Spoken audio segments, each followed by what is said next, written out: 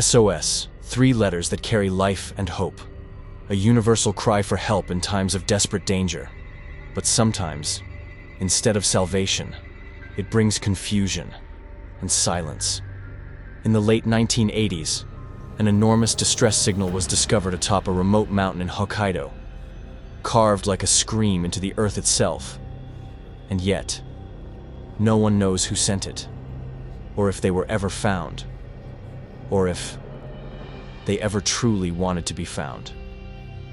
Was it a traveler, lost in the wild? A hidden crime buried in the forest? Or just the cruel trick of fate? What do you think?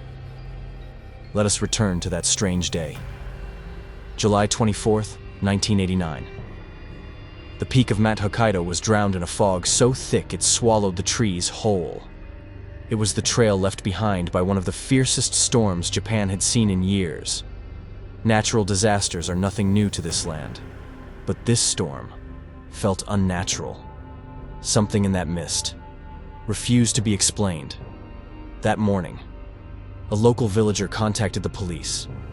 2 tourists had vanished.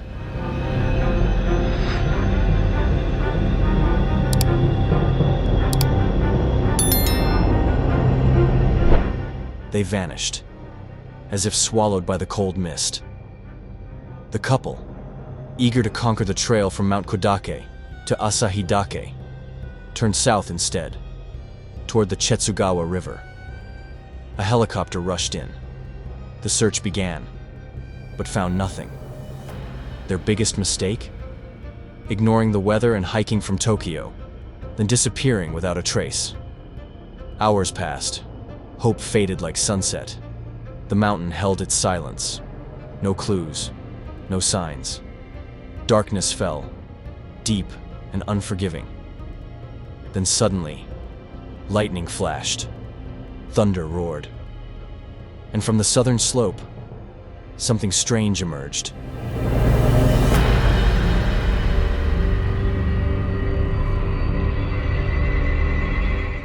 A massive SOS signal appeared in the clearing, nearly 20 meters long. 3 letters, SOS, painstakingly assembled from rain-soaked stones, like a silent scream echoing through the forest. The search team froze for a moment, then quickly converged on the location. This was the sign they had been waiting for.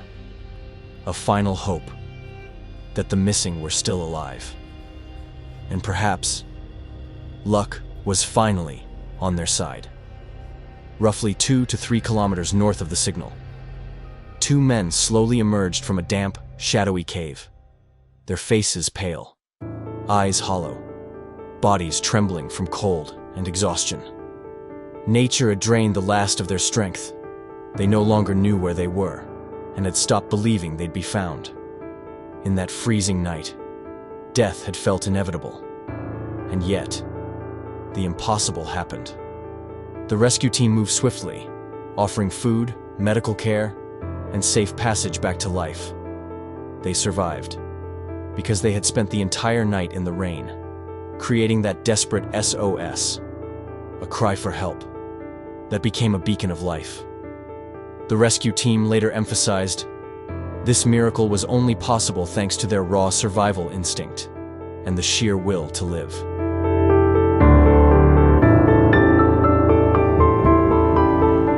The SOS signal ended the search like a miracle.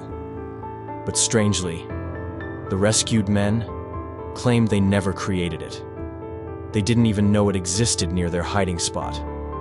So who placed that massive distress call on Mount Hokkaido? A third person? A warning? Or something else entirely?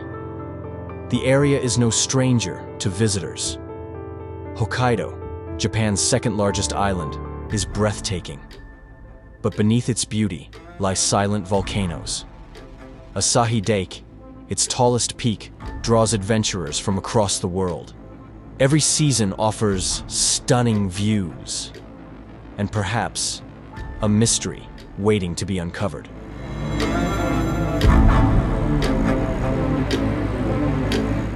Standing 2,291 meters tall, Asahi Dake is not only Hokkaido's highest peak, but also a famous ski resort and summer getaway in Japan.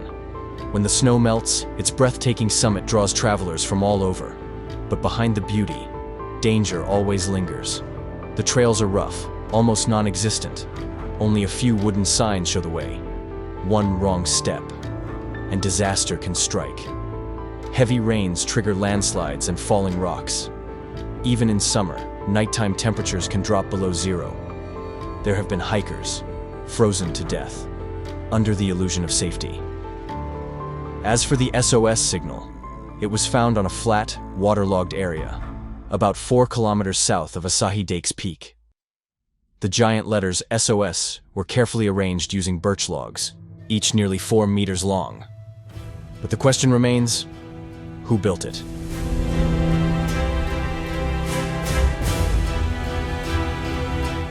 The birch logs were neatly trimmed, their golden brown color standing out sharply against the green grass. The sheer size of the SOS made it impossible to miss. Whoever made it must have used a sharp saw. But really, who brings a saw on a mountain hike? Rescue workers believed the signal was built by someone with strong survival skills, fast and precise. Yet strangely, the location wasn't along any of the usual hiking trails. According to rescue team data, there were no marked paths south of Asahi Dake. To reach that spot, one would have had to take a grueling detour through dense forests, jagged cliffs, and dangerous terrain. Even a strong hiker would struggle to make it. And so, the mystery deepened. Japanese police soon launched an investigation. If this story intrigued you, drop a comment below. Hit like, share, and subscribe for more gripping mysteries like this. Thank you for staying with us to the very end.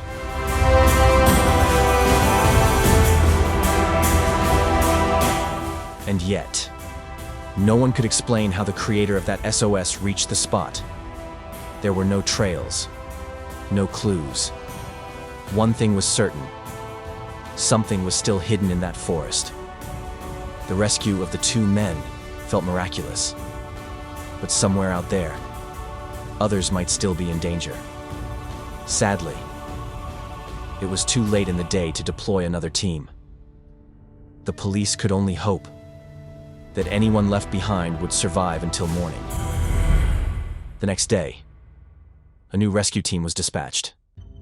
They focused on the marshlands surrounding the SOS sign, hoping luck would be on their side again.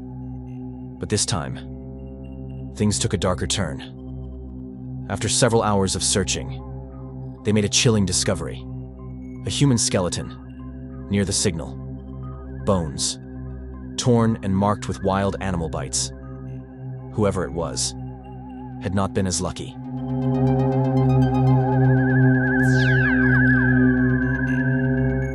That person likely died in pain. Near the remains, rescuers found an old backpack. Inside were a Sony Walkman, 4 cassette tapes, toothpaste, a bar of soap, and a towel. Ordinary items for a long-distance hiker. It's possible they once belonged to the person whose bones lay nearby. But the question remains. Could someone strong enough to build a massive SOS from 19 large logs really be defeated by nature alone? The rescue team kept searching, but nothing more was found. No survivors. No signs. This mission had failed. Locals say the mountain's weather is dangerously unpredictable. Storms can strike without warning, in mere moments. Perhaps the creator of the SOS spent their final moments waiting for a rescue that never came. Maybe the skeleton was the one who left behind that haunting cry for help.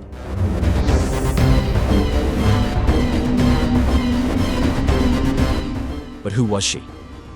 And where did she come from? Hoping for answers, police sent a bone fragment for forensic analysis. 2 days later, Experts from Asahikawa Medical University reported their findings. The remains belonged to a woman, aged between 20 and 40, approximately 1.6 meters tall, blood type O. She had multiple bone fractures and may have died 1 to 3 years earlier. But that was all. No ID, no missing person match, no lead on her identity. No one knew why or how she ended up in such a remote place. And then, things got stranger. When investigators calculated the weight of the birch logs used in the SOS signal, the numbers didn't add up.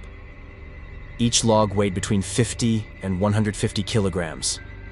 Altogether, nearly 3,000 kilograms of wood were dragged and arranged into a precise message in the wilderness. Could one woman have done all that alone? No one knows?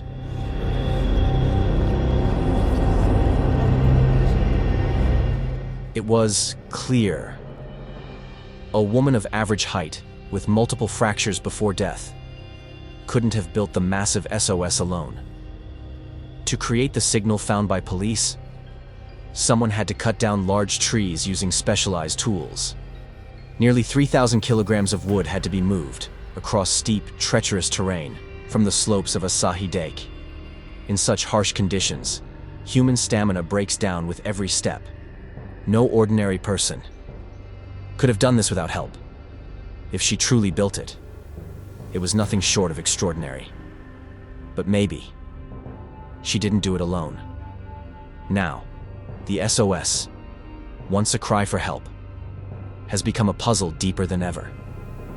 Investigators in Hokkaido continue searching for clues. Among the few items found near the bones, the cassette tapes might hold the only remaining proof. Could they finally reveal who she was?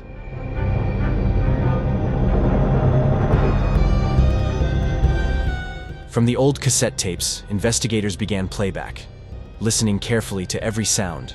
At first, it seemed harmless. Cheerful music from Japanese anime of the 1980s. One tape featured the opening theme of Magical Princess Minky Momo, a beloved children's show. But that joy came with a shadow. Many in Japan believed Minky Momo carried a curse. Strangely, whenever a key episode aired nationwide, devastating natural disasters would follow. Now, with the SOS signal and that same music linked, some feared this was yet another omen. But what truly shocked investigators came at the very end of the tape. Suddenly, strange noises emerged. Painful groans, broken cries, and a man screaming in panicked Japanese.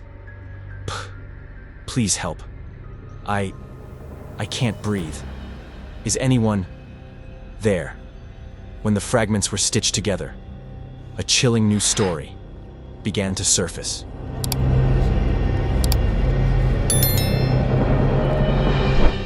Piecing together the scattered audio, investigators uncovered a faint plea.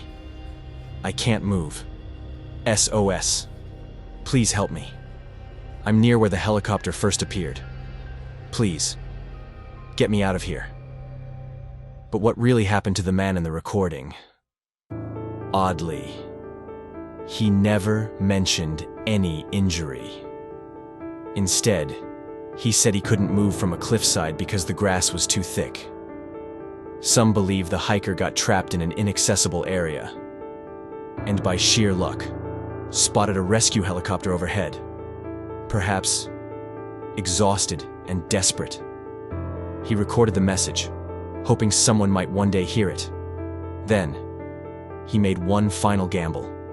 He left his position, climbed down to a lower clearing in the forest, and somehow found an axe. He cut birch logs and built the massive SOS sign. But tragically, no helicopter ever returned. Possibly, the search operation had already been called off, just before his signal was discovered. If this story intrigued you, drop a comment below. Hit like, share, and subscribe for more gripping mysteries like this. Thank you for staying with us to the very end.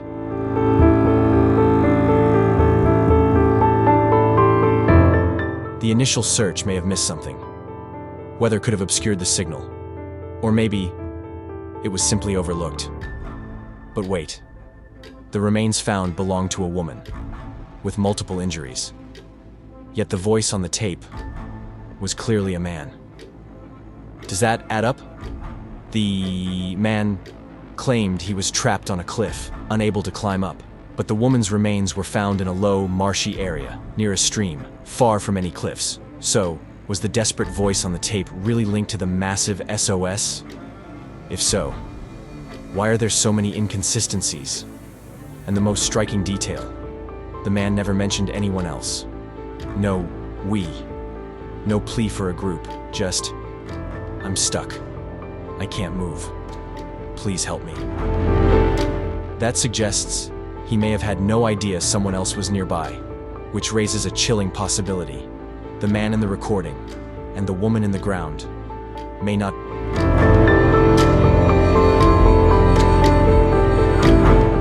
The lodge owner grew increasingly worried. He couldn't reach Kenji Iwamura to check on him. Hours passed, then days, with no sign of the bold young hiker, and then the storm hit, just as predicted. Darkness, violent winds, and torrential rain engulfed the mountain.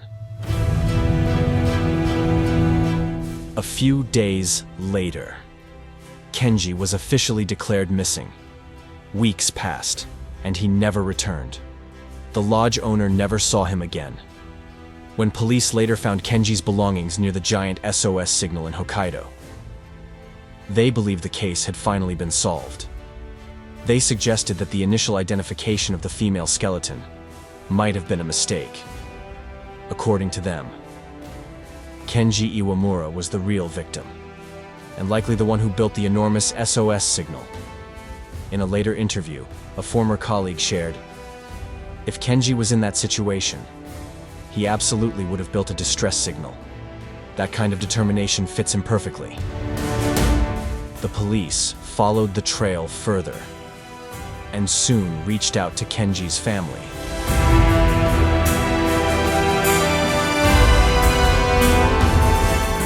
Kenji's parents confirmed he was an anime fan.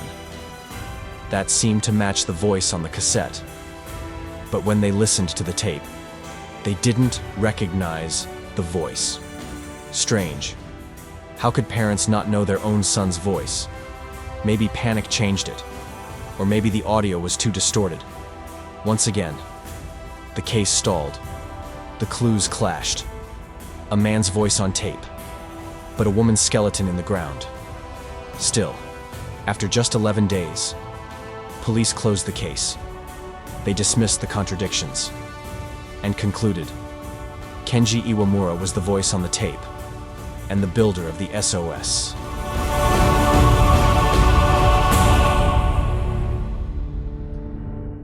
Though Kenji Iwamura was identified, the giant SOS in Hokkaido remained a mystery, a curiosity that refused to fade. Years later, for reasons still unclear, police reopened the case and re-examined the bones near the signal. This time, the results were completely different. Sources revealed the remains were not female, but male, with blood type A. Why the sudden re-investigation? Perhaps advances in forensic science brought new clarity. But even so, a small-framed man dragging and arranging tons of birch logs? It still seems unlikely. Asahi Dak remains a magnet for thrill-seekers. But, with no clear trail markers, conquering the mountain is no simple feat. Out here, survival demands more than strength. It demands luck. If this story intrigued you, drop a comment below. Hit like, share, and subscribe for more gripping mysteries like this. Thank you for staying with us to the very end.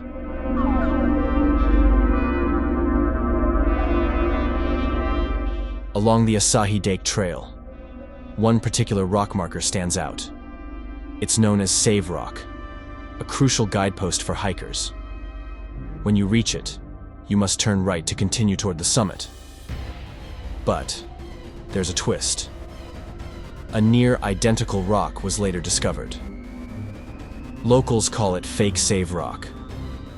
They say it appeared after a powerful storm, and its similarity has confused many hikers. If someone mistakes fake save rock for the real one, they'll turn south, toward cliffs, dense forest, and serious danger. Though locals marked it to warn travelers, not everyone knows the difference.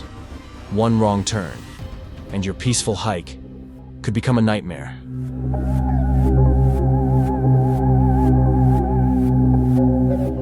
The chances they were misled by fake save rock are high. A single wrong turn could lead to steep cliffs and shadowy forests, places that devour lives. Perhaps Kenji Iwamura, or the true creator of the SOS, was already too exhausted to think clearly. And so, he perished on that cold, unforgiving mountain. Let's consider a theory. Kenji was both the voice on the cassette and the builder of the wooden SOS. Here's how it might have happened. Kenji ignored the storm warning from the lodge owner and began his solo hike up Asahidake. But the weather turned quickly. Rain and thick fog left him utterly isolated. No people, no sound, just wind and cold. As night fell, visibility dropped to almost nothing, and a misguided instinct led him to fake save rock. From there, he took a wrong turn and spiraled deeper into a pit of despair. Fear began to eat away at his resolve.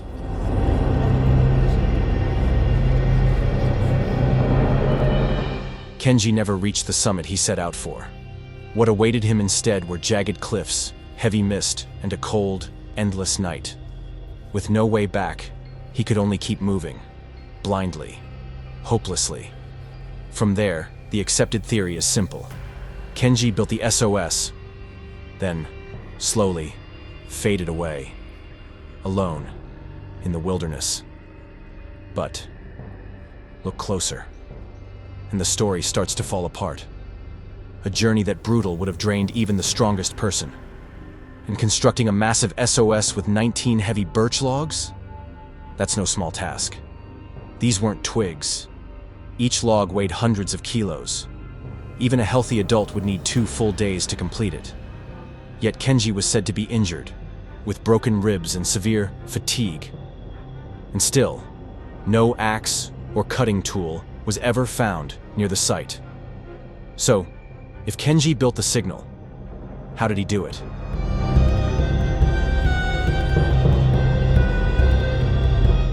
This SOS signal was believed to be at least 5 years old. So why? Was it still so perfectly intact when discovered? And how? Had no one noticed such a massive structure in all that time? These facts suggest one thing clearly. Kenji Iwamura wasn't alone. The police conclusion? Far from convincing. Another theory emerged. Perhaps, during his hike, Kenji encountered another lost traveler. They teamed up, hoping to reach the summit together.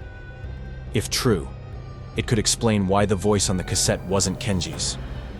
When Kenji collapsed from injury, the other person may have taken the tape and some gear to search for help.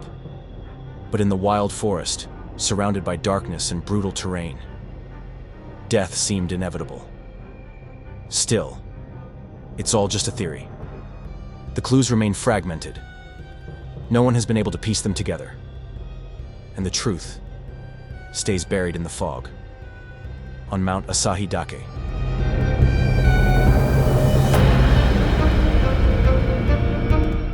Based on what was found, it's hard to believe Kenji Iwamura was alone when everything unfolded.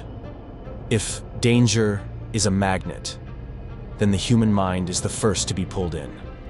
Even today, countless theories swirl around the mysterious SOS signal. Some speak of aliens descending to help a lost man. Others believe an experienced hiking group lost their way, built the SOS for rescue, then found their path back. But if that's true, why has no one ever come forward? Another theory?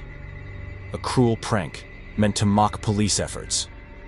To put an end to speculation, police later removed the SOS signal from the site.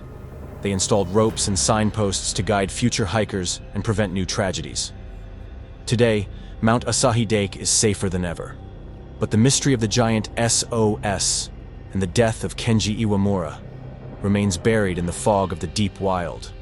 All we can do is hope that one day the truth will come to light. If you want to continue discovering untold mysteries, don't forget to subscribe and ring the bell, because the next video might change the way you see the universe.